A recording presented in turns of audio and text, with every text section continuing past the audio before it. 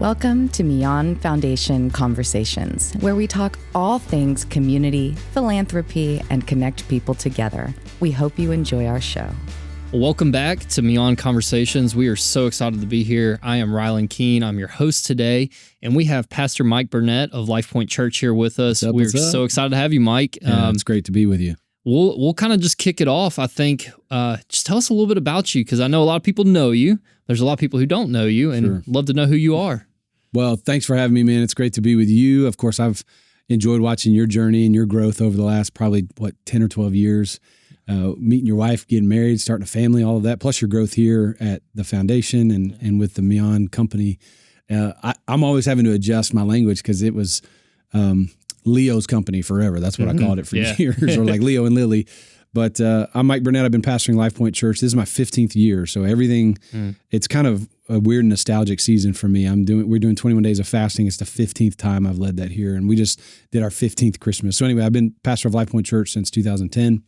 My wife and I moved here with 2 little girls, 1 and 3. And now I have a college kid, a high school kid, a middle school kid, and an elementary kid. So That's I've got wild. 4 daughters in every stage of school right now, which is so fun. But yeah, I've been pastor of LifePoint, love what God's doing in our church.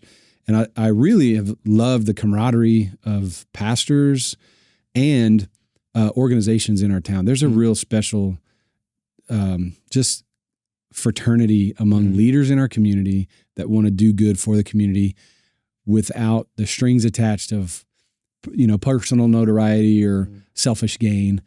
That stuff exists too. I'm not, and we all struggle with that as leaders, especially, but there is a real sweet spirit of nonprofit, for-profit business owners, whether it's dentists or CPAs or pastors of churches partnering together. So there's just a real sweet camaraderie there. And I believe the Lord's behind it, honestly. Yeah. And so it's kind of been some of the genesis behind some of the initiatives that have happened over the last few years, where we've all partnered together, whether it's a bunch of churches or we're all partnering with organizations like YAPAC, Manna Cafe, Hope Pregnancy Center, et cetera. So it's just been fun to watch over 15 years. I'm not from here. I grew up in East Tennessee, originally from New Orleans, and moved here to take over this little church out on Rossview Road in the middle of a field. And it has grown tremendously, and God's favors on that church, but also on the churches of our town. And as a result of that, the Lord has just created some really cool opportunities to step out, lead, and to serve our city in very unique ways. Yeah. That's such an introduction, I think, to our conversation today. Sure. And a lot of, on the outside looking in, to watch your journey and being a local and seeing this church kind of come about and flourish and, watch. I remember meeting, I think it was West Creek that we met for a little bit. That's right. Yeah, a few years back. And 2016. Yeah, there you go. And that journey forward. And it's just amazing. We talked about before we jumped on here, the partnerships that have been formed, not because of a church, but because of the church. Yeah. And the willingness of leaders around this community to come together to solve problems, to be faithful, and I think really to serve our community. And I had the privilege of serving with Leadership Middle Tennessee last year and go through their program. And one of the things that is almost always said by anyone who comes visits our community, and while they don't get to see every aspect, every person walks away going, it's just unreal how much community y'all have built together. Yeah. Instead of it's my initiative, it's mine, it's I'm going to do this and we're not going to help here. And I think what you're doing with LifePoint, what LifePoint people are doing, speaks volumes to the spirit that's here. And so I'm excited to have you here. We a lot of times don't get to talk directly about events, and so we have a really special event we want to share with our audience today. But part of that message is just what Clarksville is doing as a community to help the world. So Clarksville Feeds the World. And I think that's kind of why we're sitting here. Right. And there's a big message there. And so maybe just tell me a little bit about what that event is. Sure. Clarksville Feeds the World is a big community-wide event. I say community-wide, but there are limitations because of space and time, et cetera. But it's a shared event with a bunch of different organizations and leaders in the community that want to make a difference, that has kind of we always say serving others should have no strings attached, right? So this is one of those events. It's a no strings attached way to be a blessing to our local community, also to be a blessing to kids around the world, starving and hungry kids. They estimate 2 billion or so of the world's population are food insecure. In the United States, that number has climbed to almost 40% of families, even working families, like with jobs, are still considered food insecure. So hunger, poverty, water insecurity, those are constant needs. Jesus even said the poor you would have with you always. Like, this is always going to be something that we have opportunity to touch and to reach and to do something about. But I'm a firm believer the local church is the hope of the world. And I'm a big rallier of pastors and churches. Hey, let's do something together. Well, a lot of our leaders in our community share a faith and share a heart to do for others. And that's kind of where this whole Clarksville Feeds the World came from. Yeah. Let's gather a bunch of leaders and say, hey, let's do something unique, special, tangible, attainable. And so the plan started coming together, and we have now landed on January 25th, Saturday morning at either 8 a.m., 10 a.m., or noon. We're going to be having 3 different shifts at the Dunn Center at Austin Peay, which we're so thankful to Gerald Harrison and Austin Peay Athletics for hosting our event. We're going to have 3 different opportunities to pack. Well, here, I have one with me. It's these plastic bags full of jambalaya mix. Now, this is protein rich. It's specially formulated. U.S. Hunger, Convoy of Hope, they've worked together to formulate this meal, so it's not bad for the kid on the receiving end. This bag actually right here will feed 6 kids in the developing world. When I've shared that with people in the U.S., especially in Clarksville, they're like, there's no way. I feel like this is 2 meals for me or whatever. My family would not eat all this. Well, rice and beans expand, first of all, and American stomachs are not typical to the rest of the starving world. But this bag will feed 6 kids somewhere in the developing world, and we're gonna pack 85,000 of these. Wow. In 3 1-hour shifts. That's remarkable. Yeah, it's going to be crazy. And nothing like this has ever happened in our town before. And we're going to walk away from that event that day and go, wow, 500,000 kids are going to get a meal. Now, then that meal is eaten. And then what do we do? So the rest of the event actually has other additional purposes. The first thing is when we come into the event, we've asked everybody that comes to bring canned goods to fill the pantry at Loaves and Fishes right here in Clarksville. Yeah. So before we go feed starving kids around the world, which is admirable and something we want to do, we want to feed starving families in Clarksville. We're so thankful for John Darnell and the leadership at Loaves and Fishes. They have just done such tremendous work over the years. And so we want to fill their pantry. They have a wish list on the website, ClarksvilleFeedsTheWorld.com, of what they're looking for to fill their pantry. So when you come in, you bring a sack of groceries for Clarksville. Then we're going to do this packing party. It's about an hour with training and everything. They've got hairnets and gloves and everything you need. You don't have to bring your own rice or beans or nothing. Just show up, bring your family, bring your small group, bring your coworkers. And then at the end of that event, there will be a thank you video and then an invitation to an organization called Feed One, which is in partnership with Convoy of Hope. And get this, Ryland, for $10 a month, you can feed a kid every day, every weekday, at one of the schools or the feeding centers through Convoy of Hope. They're currently feeding about 650,000 kids every day, Monday through Friday, around the world. Yeah. And the cost of that food landed on the plate for an entire month is $10. So latte. Oh, yeah. 2 coffees at Starbucks, right? Or so for $10 a month, and there's great organizations that do feeding for $30, $40, $50 a month. And I'm not knocking any of that, but I just think $10 is super attainable. And at the end of that Clarksville Feeds the World event, there will be an introduction to that organization. And then on your own, you just scan the QR code and say, hey, I'm gonna pick up a sponsorship. Now there's no pen pals or kind of writing back and forth with that kid. It's literally just, that's the cost to feed someone somewhere. Yeah. And so we're going to introduce that organization, Feed One, which you can go look them up at any time, actually. But Feed One will feed a kid for $10 a month. So we're going to fill the pantry in Clarksville at Loaves and Fishes. Then we're going to pack 500,000 meals, 85,000 of these bags. Unbelievable. And then we're going to all have the invitation and just let the Lord direct you and be led of the Spirit on that. If you want to pick up a sponsorship, we're going to ask everybody to consider, would you do it for 1 year? That's 12 months, $120. We'll feed a kid in Haiti or Guatemala or Mexico City or in Tanzania, Africa. You'll feed some kid all year long, 5 days a week for $10 a month. Yeah. To me, that feels like a no-brainer.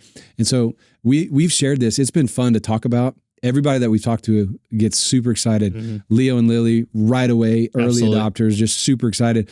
Austin Peay Athletics, the U.S. Army Chaplain Corps. They went so far as to say, I don't think they were able to pull this off, but they were trying to task 500 soldiers. Oh, wow. To have to come in uniform and do this event. I don't know if uniform or not, but they were going to try to task them, but they said, hey, we're just going to put it out to all of our, companies and try to get the soldiers involved. Our county mayor, Wes Golden, all of his department heads and executive leadership, and they've trickled it down throughout all of the county government employees, then local businesses, Spring Creek Dentistry. I'm going to forget a bunch of names, but there's just a bunch of companies, the Kennedy Law Firm. I mean, they're all just buying in because they're going, wow, it's local, it's international, and then it's permanent. Like I can do this all year long. Huge impact. Yeah, it's going to be great and fun, and nothing like this has ever happened before. And then here's the thing. We walk away from the whole thing with nothing in our hands. That's the no strings attached part. That's when serving is the most fun.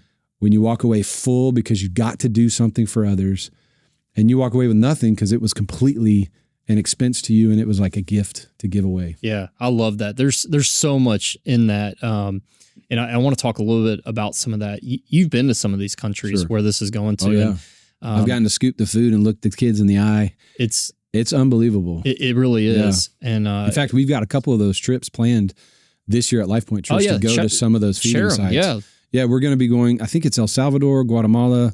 We've got a trip to Spain and also Mexico to do to go see where some of this food is actually going. Feed kids, also work with women's empowerment to help give away loans. We don't give loans, we give grants to start businesses in impoverished communities for the moms and the women. Yeah. And then we help farmers get their agriculture right. Yeah. To help change and break our ultimate goal is to help break the cycle of poverty. That's right. So, anyway, we're going to be doing some of those trips this year as well. I'm very excited. I love that. I'd love for you to come on one of them. I would love to join. We do some stuff with Guatemala with the foundation, and I got to go last year, and we've talked about it on this podcast a few times and had different organizations on here, but it is life-changing in ways that you can't describe when you get to be there and you see these things, and it really puts life into perspective here. And there's also sometimes a reminder when you're looking around, we don't always see the pain and hurt that are in people are going through. Right. Some of the happiest people I've ever met are in some of these places. Right. And they're dealing with some of the hardest things. Joy feels different when you have nothing. You know what I'm saying? I grew up broke and poor. I've told this to my church. Like I grew up with nothing. We, my mom raised 3 boys alone, and we just didn't have a lot. We had a lot of student loan debt from her. And anyway, we just grew up without a lot, but we were happy. You know what I'm saying? There's something about joy feels different when you have less. And you're right. Like I heard about your trip to Guatemala and the lady that you guys met whose house was torched in a fire in our whole neighborhood, and she's full of joy and just trusting God. And wasn't she a great host for you guys as well? I remember hearing that story. Yeah. And so I wasn't on that specific trip. I was on one before, but hearing that story, there's not a point in that story where she is mad or she's upset. Right. It's genuine love for her community, love for God, and also the welcoming nature of just bringing in people to her home, which is nothing, by the way. I mean, it's a shack, right? And really, you just can't explain that heart that these people have, until you get to see it. So for people listening, opportunities like this, especially ones that are through organizations like LifePoint, where you're going to get a real experience. It's not the cookie cutter kind of, thing where you go on a trip and, you may get to see some things, you get to touch some things. You're doing real change, real impact. Yeah. Leo and I always joke about, we're not going to countries to take photos to put on our social media. That's right.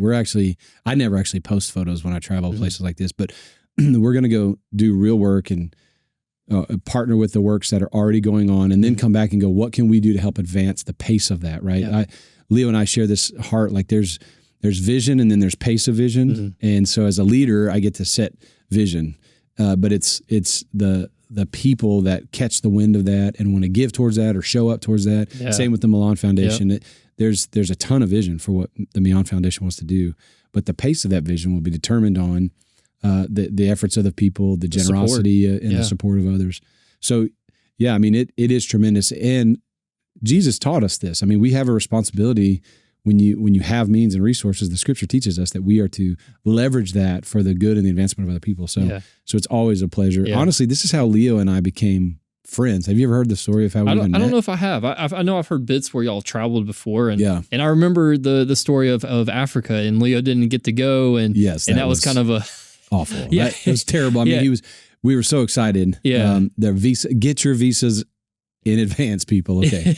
And I think it worked out, though. He did get to go to Mexico with Jeff, and they got to explore some things, which I think they're going back and do some stuff there. But share that story. I'd love to hear it. When I moved here, I had a 1 and a 3-year-old daughter. I took over a church with nothing, no resources. We had 52 people when I first started that voted on me as pastor. And so we didn't have any resources, but ton of vision. Here's again, that same attitude. We had lots of vision with minimal resources, no money, but few people.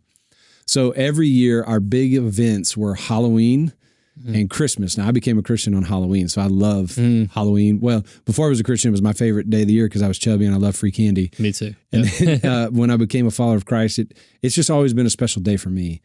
So our first event, I'd been here like 3 months, 4 months. We hosted a Halloween block party, and you got to think we had nothing. We did the whole party for $1,000. That was the budget. And I think like 4 of us donated $250 out of our own savings accounts to make it work.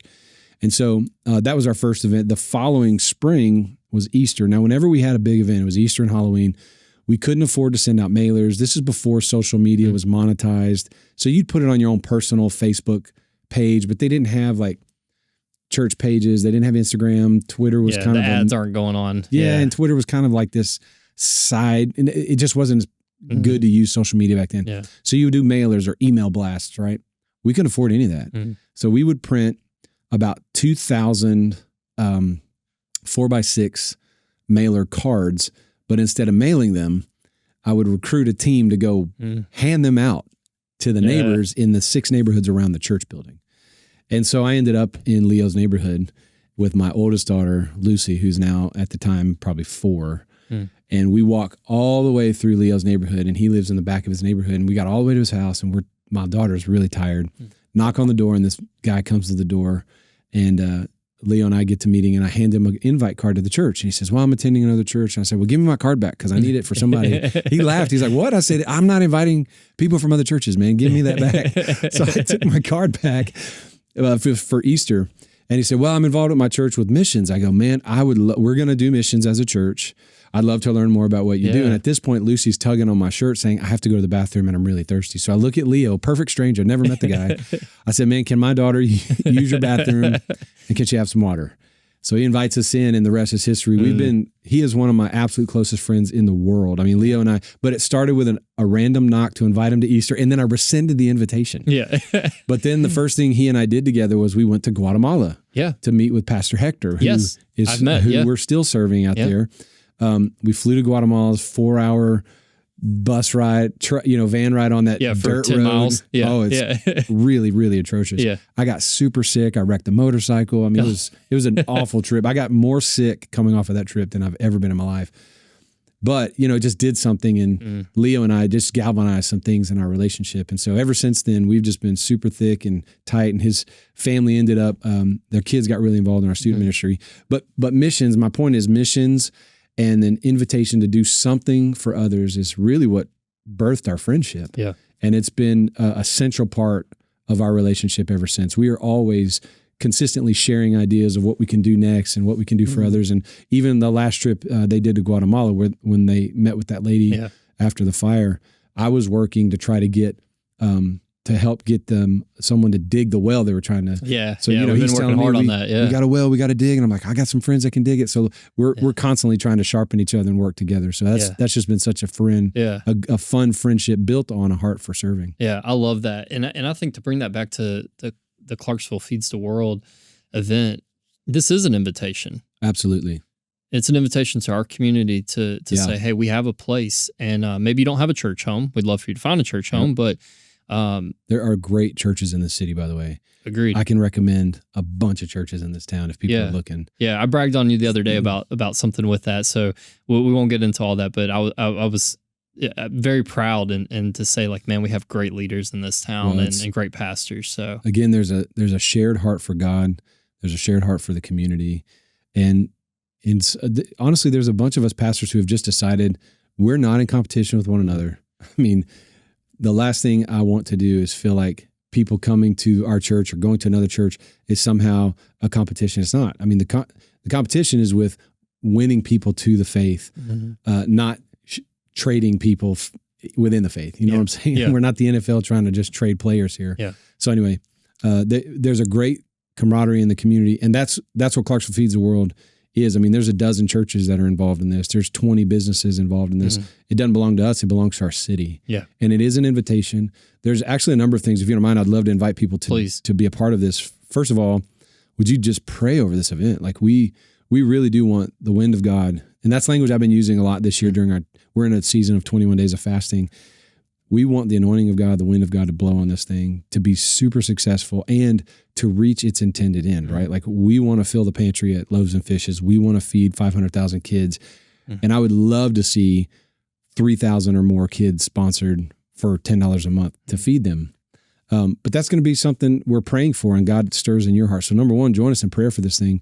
Number two, show up. Like just sign up. You don't need to call your pastor. You don't need, just go to the website and pick a slot of time and sign up. ClarksvilleFeedsTheWorld.com, 8 a.m., 10 a.m., noon. Now, there's you can actually do the packing. You can be on a bag, on a station where you're doing that. Yeah. You can be the sealer. You can be the boxer. You can be the put them on the trucker. I don't know if that's a title of a job, but we're going to make it that is now. Job. Yeah. You could also work the t-shirt table and the registration and give waters to people. And you could be a cheerleader. You could be a squish boxes and throw them in the Stinky Pinky, there we go. dumpsters. Yep. Thank you, Stinky Pinky, for your sponsorship. Or help clean up with the event. I mean, there's just plenty to do, even outside of the packing. Yeah. So we are asking everybody to pray about it, pray for it, and then show up to it. And then the third is, honestly, we'd love for people to give to it. I mean, especially if you have a business that you would say, man, we would love to sponsor this and support it. Now, this isn't about anybody's name. So what we've done is we've designed a T-shirt with a QR code on the back. So all of our sponsors will be on a website, not on the shirt. But if you'd like to sponsor it, there's a price tag to this event. And if God puts it on your heart to give towards it, I know the Millan Foundation has already given towards it. LifePoint's, of course, given to it. We'd love for people to get behind it and donate. There's a donate button on the website. And thanks to you guys for hosting the giving side of that to collect those funds and to help repay the cost of that. And then tell other people about it. It's just going to be great. My dream for this is that next year we do 650,000 meals. Yeah. Then the next year is 800. And then by the third year, we're doing 1 million meals. Yeah. In a day. Can you imagine? I love that. That was one of my questions is where is it going, right? And so I love that. Well, as long as there's hunger, there's reasons to pack food and give it away. Yeah. Amen. So, I agree to that. So I would love to see this grow. In fact, I'll tell you, I would love for the team that have kind of engineered this whole event to put it in a binder and give it to other leading cities. Could you imagine Nashville feeds the world, Memphis feeds the world, Johnson City feeds the world? Like just hand it out and let other cities just own something like this, because it's like Turkeys for Troops. You're familiar with that event? I am, yeah. That was birthed out of a city in Texas, and it's now spread through a number of towns, including Clarksville's Turkeys for Troops. Yeah. And I just think when there's vision and it works and it's fruitful, and the people who get the credit are the people on the receiving end, then it just catches fire and it's going to take off. Yeah, that's wonderful. I love hearing the expansion that can come from people's willingness to just buy in and get on board. So that's really, I'm blown away, because I think, what I thought was something smaller really is a big deal. Yeah. And I'm excited. We signed up. I told you that when we got started. I signed up that morning. I'm super pumped to be a part of this. And I think, we talk about our foundation, but, we work. We have, Millan Enterprises, operating and to see our employees who aren't necessarily serving on the foundation at any role, they've embraced that. And they've said, hey, we want to be a part of this. And we've really tried to make that a part of our culture. And the more time goes on, we're unabashedly trying to live the values of being faithful, of outreach, of connections and community. And that just kind of makes its way down to every part of our lives, including work. And so I love to hear that there's businesses signed on to this. For sure. Sometimes that's a hard thing to get. It can be a challenge sometimes to get all the churches on board, I'm sure. But I want to talk a little bit about other nonprofits that might be listening to this too. You mentioned Loaves and Fishes, and I know you have other partners that y'all work with as a church, right? But being in that spotlight and that leadership role and that visionary, what's some insight you can give to how other groups, other organizations can work together to accomplish really just unbelievable change, because I truly believe this kind of event is nothing like you said Clarksville's seen, but it's truly unbelievable change. It's life-changing change for generations potentially. Yeah, even working with U.S. Hunger to provide all the goods, the material goods, the bags, the rice, the beans, et cetera, and with Convoy on the distribution side, both of them have said nobody's ever done this before. Like no city has done it. There was a packing party, Chick-fil-A corporately. This is where the idea was actually generated from. Chick-fil-A had their big annual corporate meeting with all of their owner-operators. It's like 5,000 people. And they were the first ones to pilot this idea. Wow. They did 2 million meals in 3 hours, right? Wow. And then that turned into, what if a city owned that at a smaller scale and then let it grow naturally? But they were saying nobody's done this. No church and municipality has partnered together. No church and nonprofits and businesses have done it like this. It's usually just one group. Yeah. Well, relationship is key to your question. Like how do more groups do stuff together? First of all, you just need to pick up the phone and call somebody, right? And that's one of the things for we were talking earlier about just the camaraderie among pastors. Well, there is a text thread of 30 pastors in this city that I'm a part of. We call it the Clarksville Pastor Squad. That's a insider trading secret, by the way. Every week we're texting each other. On the way to church, I get a text from Derek Smith faithfully, Cal Hampton faithfully. And we're all texting each other, guys, I'm praying for you today, praying for your services. That's camaraderie and friendship that it took effort, but now the wind is in the sails and you can't even stop that thread if you wanted to. Yeah. The same is true with other nonprofits, foundations, organizations.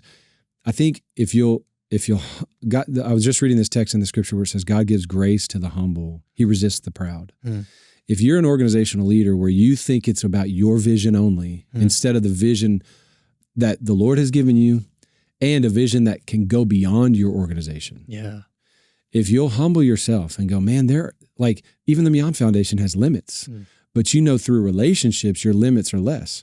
So there are resources, there are people, there are human resources, financial resources that are beyond the scope of this organization. But if you'll just extend a hand of relationship, that opens the door for those limitations to be taken off. And that's where I think this event is proving, and it's years of relationship building. It's years of friendship and camaraderie and just being kind and doing life together. Yeah.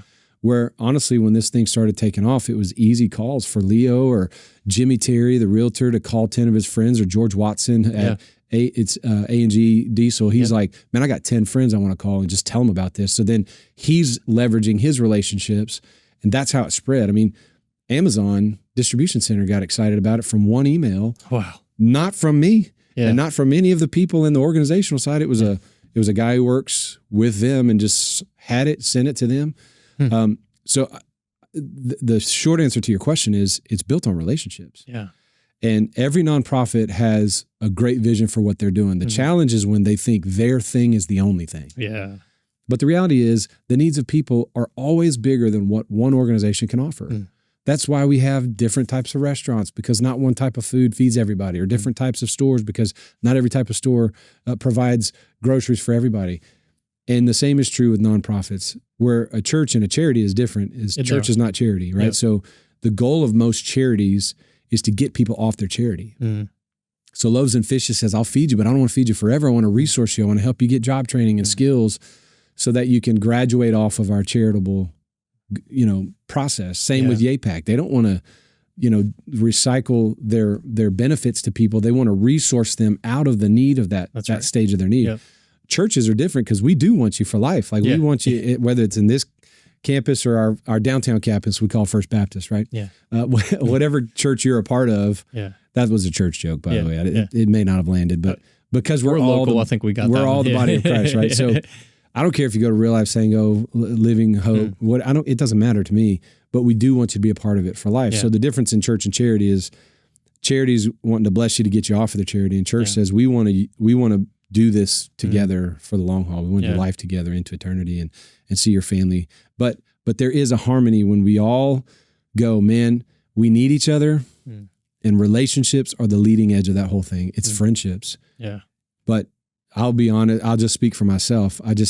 I know as a leader and a visionary, I can be a little selfish to my vision and my dreams or my ideas, and I can be a little insecure. I mean, I can be insecure about whether it'll work or whether they'll like it or whether people will do it, or I can be insecure about, if people leave our place to go do the thing at the other place. It's leaders are insecure. And so your people, you got to drop insecurity, humble yourself. Remember what it's in James 4, I believe it is, where God gives grace to the humble. And humility is humble people are friendly. Humble people have open hands and extend themselves. And that's one of the reasons I like Beyond Foundation so much. I mean, I keep plugging it. Obviously, Leo and Lily are great friends of ours, but they keep that posture. And it's part of it's honestly, I think, some of the secret sauce of their overall success. That was a lot of S's in a row. But you've known Leo and Lily for a long time, and they've always been open-handed before the foundation, when it was business, whether it's car lots or real estate or taking on ServPro. There's not a time I've called Leo about a ServPro need for a disaster, and he starts with, well, let me get our sales team in front of you. Yeah. Leo's attitude has always been with ServPro, and the team there has been, we'll take care of it and we'll settle up. That's right. We'll settle that stuff later. That's right. Because they just keep an open hand about it. And I just think that's part of the secret sauce of Clarksville in general. Yeah. If I were to run leadership Clarksville, which I don't, I would say camaraderie is the beauty of this community. Yeah, I agree 100%. And it's funny you mentioned secret sauce. You're very close to Leo, so he might have said this story to you before, but people ask him that all the time. What's the secret sauce for everything he's doing, right? And outside of being anointed, because we all are like, man, there's something special about that there really man. Is, and that actually should be something. I mean, you really do need to reflect on that, because people want like, what's the secret? What's the magic? What's the tricks? There is something about being anointed, and I believe the anointing of God's available for everybody. He's just tried to stay under that. Yeah. And we say it jokingly sometimes, but truly believe that it's not luck. It's God's favor is looking, at him, and it's because of his humbleness and his willingness to serve others. Look what he's done with it. He's given it all away without count. He doesn't ask for anything back. And so to this quick story, because usually it comes up with related to business things, and so he quotes a story or a movie, 𝗀𝗀 Panda. I don't know if you've seen that, but I have daughters. Of course I've seen it. I've seen all of them. More times than I'd like to mention sometimes, but they get to the end and it's like, they're trying to figure out the secret sauce, and they open it and there's nothing there. Yeah. And that's kind of what he says. He's like, everyone wants this magical thing, and he's like, it's the people. It's always been relationships, the people, serving others.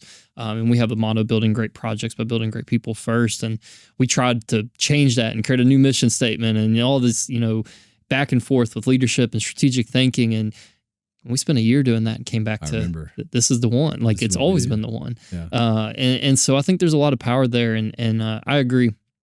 Clarksville is a special place. I've had the privilege of traveling, quite a bit out of the country and here. And I was a local that swore they would leave. And I've always come back having been somewhere else and go, this is home. And it's because we have such special people that are in this community. It's a diverse community. It's a loving community. Sure, we got issues and we have things just like other communities, but we have leaders like you, leaders like Leo and Lily, and the mayors and numerous other people. We could, just sit here for an hour probably naming names that we look up to and people who've just been game changers for us. And that is, I think, a big reason that the Beyond Foundation has made that effort to step forward and say, we're going to do this. And these are kind of Leo's words again too. We're going to do this work. But like you said, it's the people that come behind it that can take it to the next level. And so it's not about us. We're going to do some of this anyways. Yeah. But we believe we can kind of go and do bigger impacts. And we can come alongside other groups like Clarksville Feeds the World and 𝗀PACs and Manna and all these other organizations, and take them and help them elevate and get a bigger mission accomplished. Humility has an attitude that says you first, right? John the Baptist said, I must decrease and Christ must increase. That's humility. And listen, you don't have to be a person of faith to be a person of character and humility. Obviously, my job, I want all of you to be followers of Christ and people of faith. But I know there's people listening that are not necessarily, you don't share my convictions. And I'd love to talk to you more about it. Let's go to coffee. However, let me just say this to anybody listening that doesn't share those convictions. You can still be a person of character. And I'm telling you, humility is attractive. Generosity is attractive. And you know what people want to do? They want to follow leaders who are visionary, that are humble, that are generous, and have others first attitude at all times. Yeah. What's interesting is historically, if you study leaders, very often the leaders that do the most came from nothing or less than nothing. Mm-hmm. Have you ever heard this statement that hard times produce hard men, mm-hmm. and hard men produce easy times, mm-hmm. and then easy times produce weak men? Yes. And then weak men produce hard times. Yep. So it's this cycle. Yep. Well, very often people who have come from nothing appreciate, they come from humble beginnings. That's kind of where that term even comes from. Humble beginnings it just forges something in you differently at mm-hmm. a character level. Yeah. I believe everybody can work hard. Everybody can have a vision. Everybody can just do hard things. I believe you can do hard things. Yeah. But when you add to that character of generosity, humility, kindness, Mother Teresa was being interviewed by a good friend of mine, 𝗙𝗿𝗶𝗴𝗶. He's the founder and president of Convoy of Hope, mm-hmm. Back in the 90s or the 80s. And Hal's doing this interview about her work in Calcutta. And at the end of the interview, she looked at him and said, "My son, what are you doing for the poor?" Now, he would tell you, I was very aggressively trying to get educated and successful in my career as a journalist and a ghostwriter. Mm. And he said, I wasn't thinking about the poor at all because he grew up poor and he was driven by his poverty instead of motivated by his poverty. Mm-hmm. You hear the difference? I do. He was driven to be wealthy. Mm-hmm. That's what he would say. Mm-hmm. I was driven to never be poor again and to be wealthy and to make money instead of being motivated of, I know what it's like to have nothing and I want to help alleviate that in others. Some people go, I want to alleviate that in me. So he looks at Mother Teresa and he told her, honestly, I'm not doing anything for the poor if I'm being honest with you. Now, he was a guy with faith. He was a believer. He was a minister. Wow. But he was doing journalism as a main profession. And he tells her, I'm not doing anything for the poor. And she said, son, everybody can do something. So just do the next kind thing in front of you. And it changed his life. And it humbled him to the place where he goes, man, I can do something. I may not be able to do everything, but I can do something. Mm-hmm. And that was the genesis. He'll tell the story. He said, that's the genesis story of Convoy of Hope. He came back to the U.S., traveled to like 6 or 8 different cities, rode the midnight shift with the police and went to drug houses and all kinds of just really difficult places to learn. He calls it the underbelly of the country, the cities of our country. And it broke his heart for the poor and the suffering that were poor and suffering in ways different than he was. But then all of a sudden his poverty and his pain became a motivator. It didn't drive him to wealth. It motivated him to service. Yeah. And I'm just telling you, there's something about the pain of your story or the whatever, the past that you carry. People that came out of hard times, if you'll let it motivate you and inspire you to make a difference, it'll keep you humble. It'll keep you open-handed and servant-hearted. And if you let it drive you to success and wealth and fame, then it'll be all about you. And people aren't attracted to that. They might be attracted to your fame and wealth and stuff, but they're not attracted to your heart and vision. Yeah. And I think that is a big difference. And there's just a lot of that here. Yeah. That's what I've noticed. There's a lot of those kind of leaders here. Yeah. I think it may have been you who have used this terminology before, but like the aroma that someone gives is based on that, right? Yeah, I did. I used that in a sermon, I think, once with, I'm a big cologne guy, so I love fragrances. Yeah. Yeah, I don't remember all of it, but I remember nuggets, and and I'm like, I distinctly think I remember him saying like the aroma you give off is who's attracted to you, right? Yeah. And those values and things are instilled. But what I'd say, to our audience, there's something I pulled out of that resonates with me. It's nice to talk about those things. It's great to give, but there's something about the act of serving others that brings it all home. Right. And yes, Mother Teresa said that to him, but it probably wasn't until he served that it really was like, oh, I have to do this. Yeah. So it was her words that prompted it, right? Mm-hmm. But you're right, he had to do something with it. And now what they're doing is unbelievable. Convoy now would say, they do 90 disasters a year. They're in LA. They were in LA as soon as that fire took off. Yeah. And they'll be there for years doing serving, and They feed kids, they empower women in their women's empowerment program. They're helping train with agriculture, disaster relief.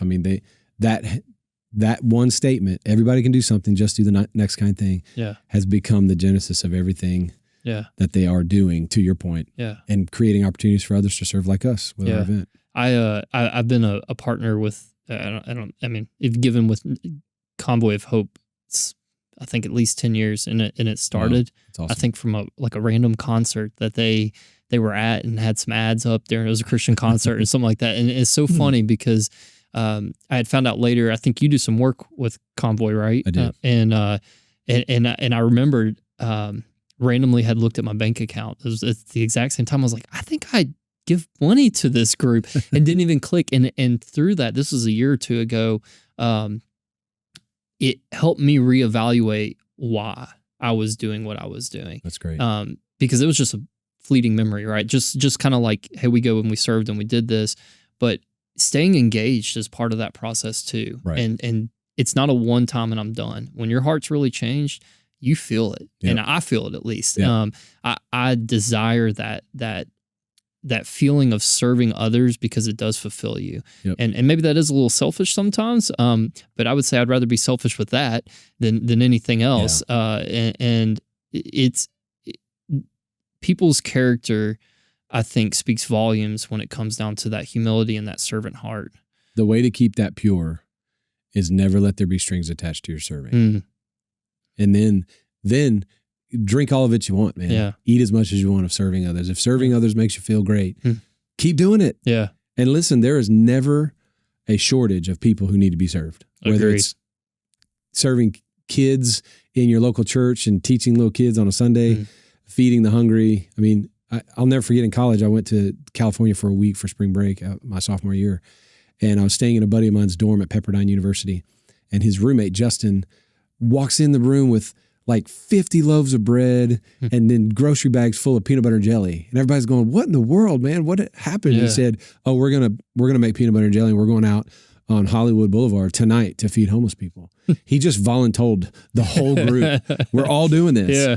And I was there on vacation, spring break, my sophomore year. I'm like, I want to go to the beach. Yeah. Everybody shifted their plans. And we went and gave out hundreds of peanut butter jelly sandwiches. Had people throwing back at us. I don't eat your stupid food, whatever. Yeah. A bunch of people took them. And you're right. I mean, it just feels so great. But the way to keep that feeling pure is to make sure there's no strings attached. And don't brag about it. Yeah. Jesus said, when you give, don't make a big deal about how you give. He said it like this, don't even let your right hand know what your left hand's doing. To me, that's always confused me. Like, I'm always aware of what my body's doing, all the time. Yeah. His point is to say, let it be so a part of your rhythm that you don't even realize you did it. I love that. Yeah. He said, when you fast, don't stand up in front of everybody and grimace your face and make a big deal like you're some super spiritual giant. He said, anoint your head with oil, wash your face, and fast. And when you pray, don't stand up and make a big deal about it so everybody can hear your prayers and how eloquent you are. He said, go to your Father in secret and pray. Yeah. And on all three of those occasions, it's in Matthew chapter 6, he said, when you pray, when you give, when you fast, your Father who sees you in secret will reward you openly. I think it's true when you serve. Don't do it to post on social media. That's why Leo and I joke, we're not going to Guatemala to post pictures of me holding some kid in a village to make it my profile picture. Yeah. Who cares? Yeah. Do it in a way that God gets the credit and they get the benefit, and then just walk away. Yeah. Man, if you'll keep it there, it will always be satisfying. And that keeps it with purity and humility. I love that. Coming right back around to that same opening character issue. What a great message. And I cater towards me, so I will accept that message 100%. Myself, hopefully someone else hears that too. I'm a very public, front-facing personality in our city. I mean, I'm online every week. Yeah. And we have social media stuff, and I have to guard this. As much as I'm out in the public space, I have to guard that in my own heart all the time. Yeah. And you know who doesn't care about anything I do publicly? Is my 10-year-old daughter when I'm laying with her in bed at night. Yeah, that's 100%. And she just wants to tell me about her day. Yep.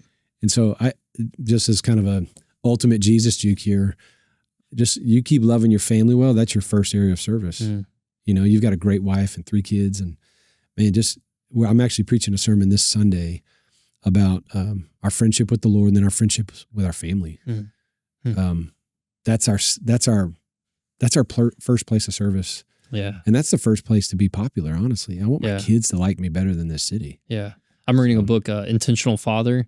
Yeah. And it's really powerful. And how's that going for you? Man, it's sometimes a little punch in the gut every once in a while. The next episode of this podcast will be me and Rylan. I'm asking the questions now. School me on this, man. Yeah. But this is, a great transition as we kind of come to an end. Sure. And, I think for other nonprofits that are listening, I hope you're getting something from this. And we have a lot of great leaders that are out there, but what makes them great a lot of times is the humbleness that they have. And we recently had someone else on the show. It's a good friend of mine, and he helps run an organization of, it's really just some young men that kind of get together. It's not even young; they're all ages. But we had the same conversation about humility, and met with them earlier this week, and we were talking about kind of their strategic plan for the next year, and a lot of great good this group does. They have raised a lot of money, helped a lot of people. But the one thing we kept coming back to is humility and the fellowship of these men and how they grow together. Yeah.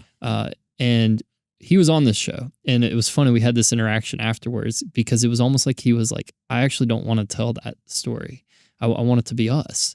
And that's why I'm not throwing their name back out there. But it was because I think he was wrestling with that. And what I think is it's a journey and it's a balance, and you got to get this message out. Yeah. There's got to be someone in the front, right. and weighing how do we keep the mission of what this is about as the top thing. And it's not Pastor Mike. And even though we love you and celebrate you in many ways because you are a front leader, I believe knowing you, and I think Leo would say this about you being much closer, is it's still not Pastor Mike. It's God through Pastor Mike. Yeah. It's God through the church that you work with and the people you surround yourself with. Yeah, I've said it in front of my girls, and they hate when I say this, but I'm fully aware that God can move me at any time. Mm-hmm. He has the right and privilege to run my life. Mm-hmm. And there will be a day that I leave this town by reassignment or a hearse, whatever. And so 𝗙𝗿𝗶𝗴𝗶 is one of my really good friends. He's actually a part of this event as well with Legends Bank. He was joking with me once about a guy he was playing golf with that wouldn't spend any money, had tons of money playing. And he's like, man, I'm not spending money. He brought his own lunch to the golf course, like a $4 hot dog versus a turkey sandwich. And he said, Charlie told that guy, he said, you're going to be the richest man in the cemetery. And that's just a really haunting thought. I'm turning 45 this year, and I'm, for some reason, I'm just thinking more and more about, like, I'm on the second half of my life. And what do I want to leave behind? Stuff, notoriety, my name on buildings and billboards? Or do I want to leave you better and leave my city better than when I got here, and leave my family? The Bible says that the righteous leave an inheritance to their children and their children's children's children. I don't think that's money first. I think it's an inheritance of faith and character and virtue. So my greatest legacy should hopefully be that the people closest to me are better. I love that. So I think that's a great way to kind of bring us to a close. Clarksville Feeds the World. Thanks for having me. We came to talk about that. I ended up preaching like 4 sermons on this thing. Well, I love it. And I like talking with you about this stuff too. And we haven't really announced it yet, but we're going to be launching kind of a leadership-ish podcast. I'm hesitant to call it a leadership podcast, but it's really how 𝗀𝗏 Enterprises got to where we are. And I think we were going to hopefully reach out and invite you to that too. I'd love to be a part of it. And I want to dive into that. I've been a friend on the journey for a long time. So I mean, I remember hanging with Leo in the basement of the law office when their office was down Larry's there. office, there were 4 employees, man. I remember those days. Hey, 𝗙𝗏𝗄𝐿FeedsTheWorld.com. Pray for it, sign up for it, give to it if you'd like, man. We'd love for you to participate at any level or all 3 of those levels. And this is not the last time this is going to happen. So it'll happen again. Love that. Thank you for joining us at 𝗀𝗏 Conversations. We look forward to sharing more with you as time goes on. Thank you, Pastor Mike, for joining us. As I always end this, get up, do something. A simple act can lead to something remarkable and a journey that you were not thinking was ever a part of your life, but you're prepared for it, and we're prepared to walk that journey with you. Thank you so much. Visit our website to stay up to date with everything going on at 𝗀𝗏FamilyFoundation.org. Thank you for listening to 𝗀𝗏 Foundation Conversations. And until next time, do the next kind thing.